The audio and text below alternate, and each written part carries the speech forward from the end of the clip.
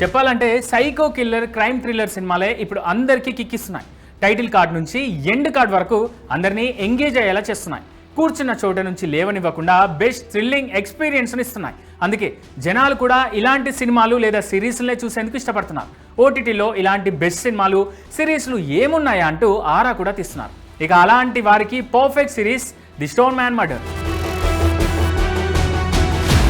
The stone man murder ఇదో crime thriller cinema. నిజ జీవితంలో జరిగిన సంఘటనల ఆధారంగా ఈ సిరీస్ని తెరకెక్కించారు. కొన్నేళ్ల క్రితం ముంబై, కోల్కతా వంటి మహానగరాలను గడగడలాడించిన సైకో కిల్లర్ నేపథ్యం ఆధారంగా ఈ సిరీస్ని రూపొందించారు మేకర్స్. ముఖ్యంగా రాత్రిపూట ఫుట్పాత్ల మీద నిద్రిస్తున్న నిరాశ్రయులను బండరాయితో కొట్టి అత్యంత కిరాతకంగా హత్య చేస్తుంటాడు ఓ సీరియల్ కిల్లర్. 1985, 1989ల మధ్య ముంబై, కోల్కతాలో సుమారు 13 మంది ఇతడి చేతిలో హత్యకు గురవుతారు. దీంతో ఆ సైకో కిల్లర్కు స్టోన్ మ్యాన్ అని పేరు వచ్చింది. కట్ చేస్తే స్నేహ అనే జర్నలిస్ట్ ట్రైన్లో హరిద్వార్కు వెళ్తూ ఒక డైరీని కనిపెడుతుంది.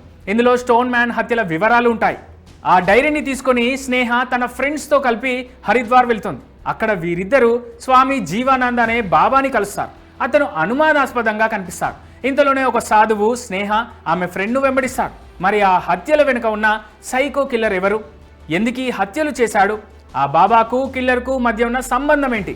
పోలీసులు ఈ స్టోన్ మ్యాన్ను పట్టుకున్నారా? చివరికి ఏమైంది అనేది తెలుసుకోవాలంటే ఈ సిరీస్ చూడాల్సింది. ఈ ఇంటెన్స్ క్రైమ్ సిరీస్లో రజత దత్త స్టోన్ మ్యాన్గా నటించగా స్వస్తిక ముఖర్జీ జర్నలిస్ట్ స్నేహగా నటించింది. ఇందులో మొత్తం 4 ఎపిసోడ్స్ ఉన్నాయి. ప్రతి ఎపిసోడ్ సుమారు 17 నుంచి 18 నిమిషాల నిడివి ఉంటుంది. ప్రస్తుతం ఈ సిరీస్ హోయిచోయ్, అమెజాన్ ప్రైమ్ ఓటీటీలో అందుబాటులో ఉంది. తెలుగు వర్షన్ అయితే లేదు, కానీ ఇంగ్లీష్ సబ్ టైటిల్స్ ఉన్నాయి. సో మీకు మైండ్ షేకింగ్ థ్రిల్లింగ్ ఎక్స్పీరియన్స్ కావాలంటే మాత్రం ఈ సిరీస్ పై లుక్ చేయండి.